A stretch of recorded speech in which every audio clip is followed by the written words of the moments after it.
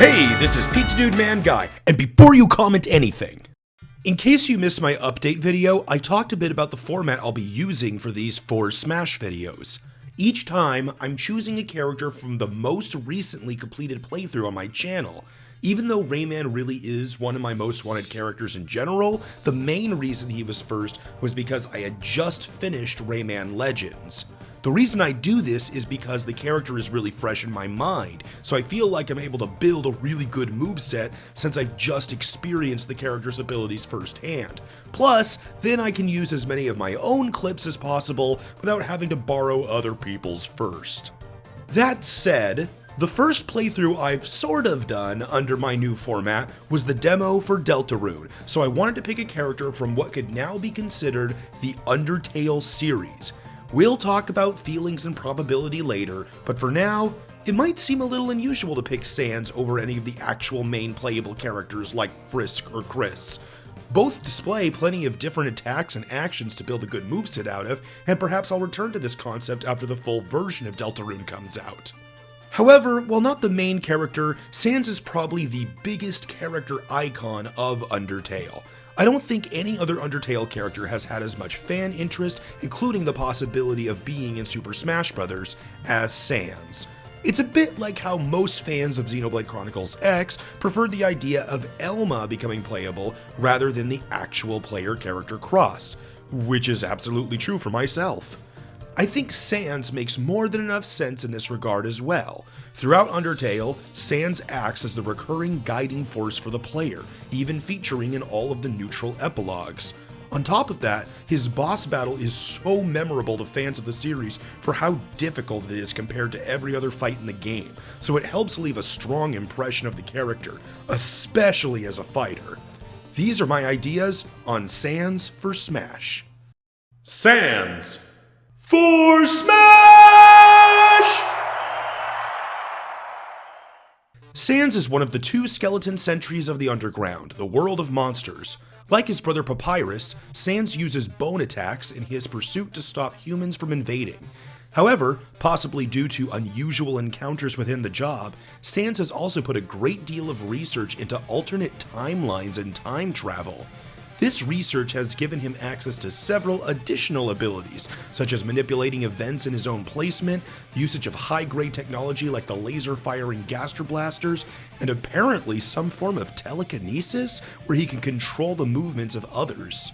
Though lazy by nature, Sans is more than capable of fighting when he needs to, and he's hiding an insane amount of power. He is by far one of Undertale's most mysterious characters.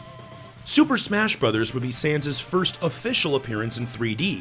Some characters might remain 2-dimensional to fit their style, like Mr. Game & Watch, as I imagine so would characters like Paper Mario and maybe a Rhythm Heaven character, but there are plenty of characters that made their 3D debut in Smash Bros. Like Samus and Ness. Sans' appearance would be based off his standard colored sprites, a light blue jacket, black shorts, and slippers. His idle animation would be similar to the one he uses in his boss battle, lightly bouncing back and forth. If he stands idle for a while, he'll also close his eyes and either scratch the back of his head or his butt. Sans' walking is very lazy. He'll slowly saunter forward with his hands in his pocket. Likewise, his jump is just a lazy little hop. However, his run and double jump are deceptively quick. This will be a recurring theme with Sans, a blend of laziness and surprising power. During Sans' run, his right eye disappears and his left eye glows blue as he uses his telekinesis on himself to project himself forward. The appearance is that Sans is floating forward very fast, kinda like Mewtwo, with a light blue aura and his hands still in his pockets. Likewise, with his double jump, Sans uses his telekinesis to simply float quickly upward. While his regular jump may be small, his double jump can outdo Ness's. Sans uses his telekinesis for his rolls as well, but his dodges are based on the ones from Undertale. He basically just slides out of the way. Sans' moveset is very much a personal interpretation of his character and abilities. Just like the Mother series, there isn't a lot of character battle animations in Undertale, so the appearance of moves is really open. I tried to give Sans a blend of moves that references actual attacks while adding some that play up other aspects of his personality for the sake of variety. I also threw in a couple of Papyrus's attacks just to flesh it out. I suppose you could say the main gimmick of Sans' moveset is that I tried to implement something akin to his Karmic Retribution ability from Undertale. Basically, when Sans attacks, almost all his moves act like low damage, rapidly striking combo hits that trap opponents and only do knockback in the last segments of the animation. This makes his short animation moves, like his neutral attacks, pretty weak. They deal low damage and just kinda plonk the opponents away. However, his smash attacks, if aimed well, can deal devastating amounts of damage. Sans' neutral attack is a lazy 3-swat combo. He flicks his hand out of his pocket, swipes it upward, then flails it back down. It's based off his telekinetic hand movements, but in this case, it's a weak combo that almost doesn't even knock opponents back at all. However, his dash attack is actually just a normal move. He would be running while using it, so he's already in serious mode, since his telekinesis would be active. For his dash, he simply blasts forward with a quick version of his run and a thicker aura. I guess you could say it's like Kirby's melee dash attack, but with more knockback and less falling off edges. His forward tilt is a lazy pushing kick. It's not very strong, and his short legs don't give it much range, but it actually does decent knockback. For his up tilt, Sans seemingly claps diagonally above his head. However, if you look closely, he's holding a whoopee cushion. This is a reference to when you first meet Sans in Undertale. The attack actually works similarly to one of his karmic attacks, but the damage output is super low, like 1%.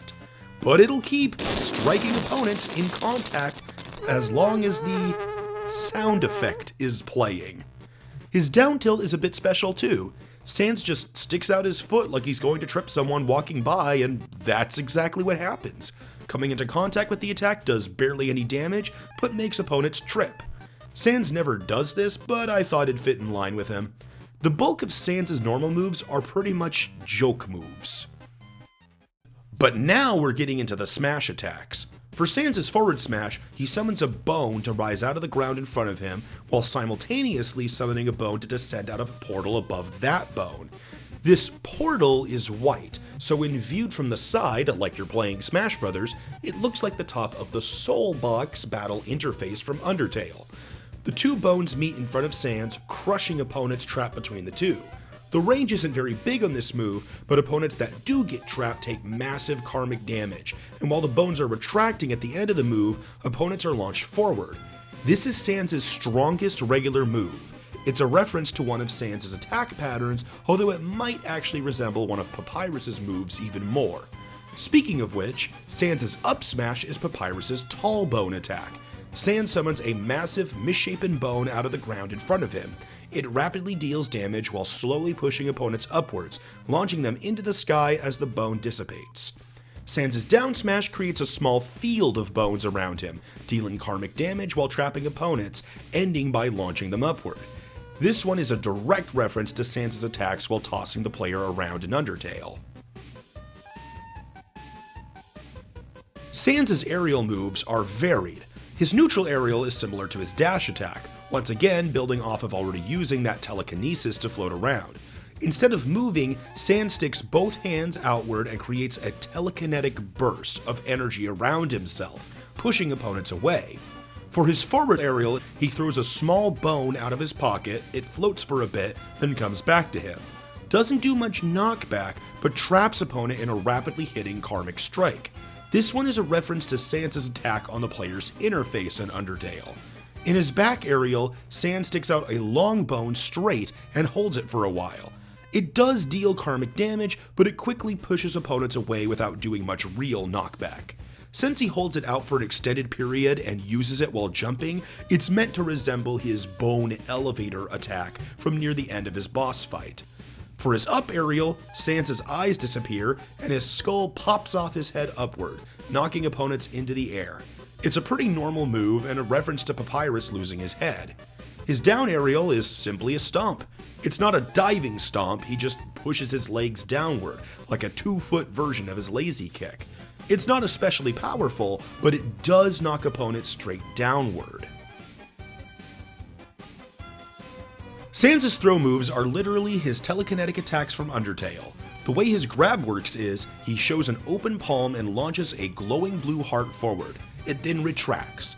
If it touches an opponent, he grabs them psychically, like Mewtwo. It's a non-tether ranged grab, kinda like Pac-Man. His pummel is pushing his hand downwards, slamming the opponent into the ground quickly, then putting them back into the grab position. Forward throw tosses the opponent forward, back throw tosses the opponent backward, up throw tosses the opponent upwards, and down throw slams the opponent directly into a sudden bone field, dealing some rapid damage before launching them upward. For Sans' floor attacks, it seems a little strange to imagine Sans lying in pain. He does have a hurt animation, but while lying on the ground or being tripped, I think Sans should take the appearance of being asleep instead. Eyes closed, big smile on his face. For his forward floor, Sans gets up by pushing his hands outward, also launching a wave of 3 short bones to either side that sink into the ground. This one is inspired by one of Papyrus's moves. During his back floor, 2 tall bones sprout up on either side of Sans, and as a smaller bed of bones picks him back up. It's based on the appearance of one of Sans' attacks. In his trip attack, Sans opens his glowing eye, using his telekinesis to get back up while releasing a small burst of energy, so it's a bit like his neutral aerial, but also references the end of the Sans boss fight. His edge attack is a straight up psychic headbutt, using his telekinesis to float back onto the stage while ramming enemies with his skull. And last, his ladder attack is just actually his normal aerial moves.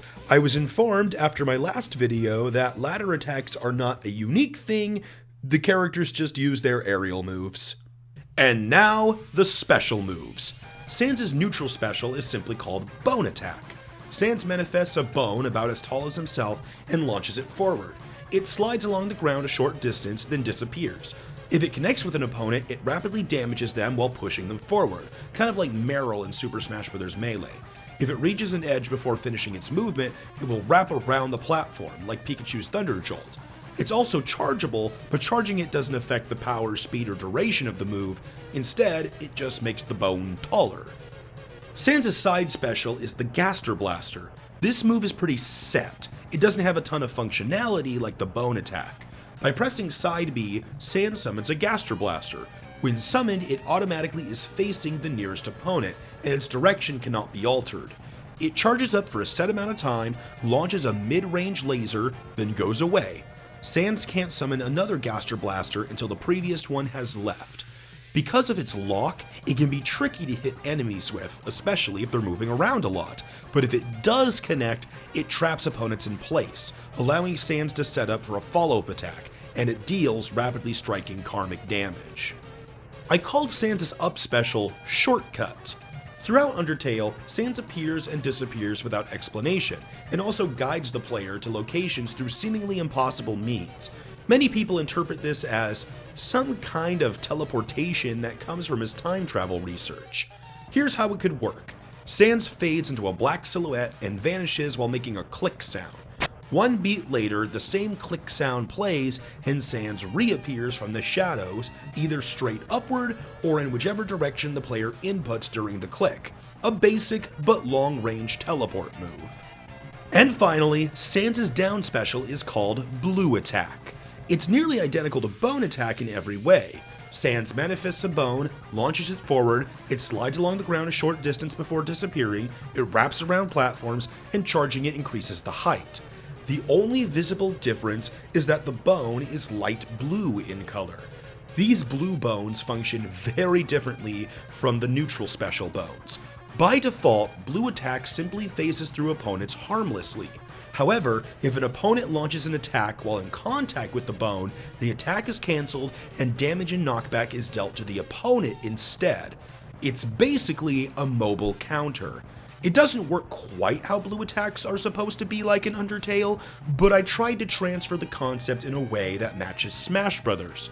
The general long-range strategy with Sans is to send waves of bone attacks and blue attacks, making your opponent guess at which is coming and tripping them up when they least expect it. Keeping in line with the simple attack names, Sans' final smash is titled Strongest Attack, and it's a direct reference to the final part of Sans' opening move of the same name in his boss fight. With it, Sans summons 4 giant Gaster Blasters that fly into 4 preset patterns and fire massive lasers all over the stage. True to Sans' attacks in Undertale, you can memorize the pattern and dodge the lasers by knowing where they'll fire.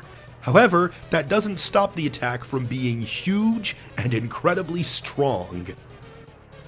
Last bit of moveset here, the Taunts. Sans' on-screen appearance also makes use of his shortcuts, appearing suddenly from the shadows. Sans' side taunt may be the greatest taunt of all time.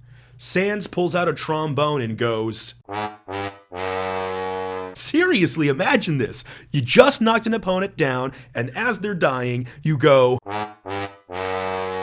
It's the most jerk taunt ever. Or imagine, you're fighting 8-player Smash with Sans. It's a trombone ensemble!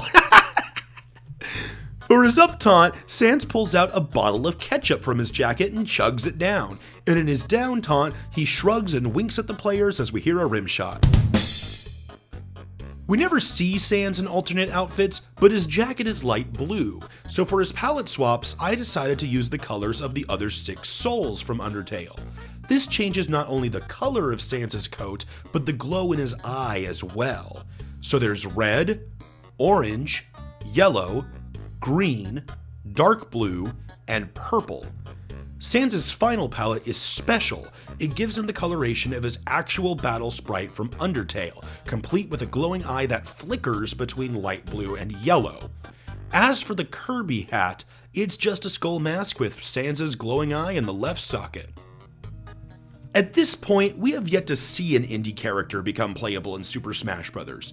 Most people agreed Shovel Knight was the most likely candidate for Ultimate. His game was popular, he was very requested, he's obviously heavily Nintendo influenced, he started on Nintendo consoles, and he's become something of an icon of indie characters. When he didn't make it, lots of people convinced themselves Shantae had to be it. She wasn't. Now what can you say about Undertale? Well, there probably wasn't time in the first place to even consider having Undertale content in Smash Ultimate because during development, Undertale had never even released on Nintendo. That's still a pretty recent thing. But as a game, I would argue Undertale has had a bigger overall cultural impact than even Shovel Knight, especially for its characters, and I think that's saying something. I can't think of a single indie game that has had nearly the widespread fandom Undertale has had that spawned so many fan works in its name, besides like Minecraft. And with the announcement of Deltarune, we know it's not a one and done deal. This is something that's continuing.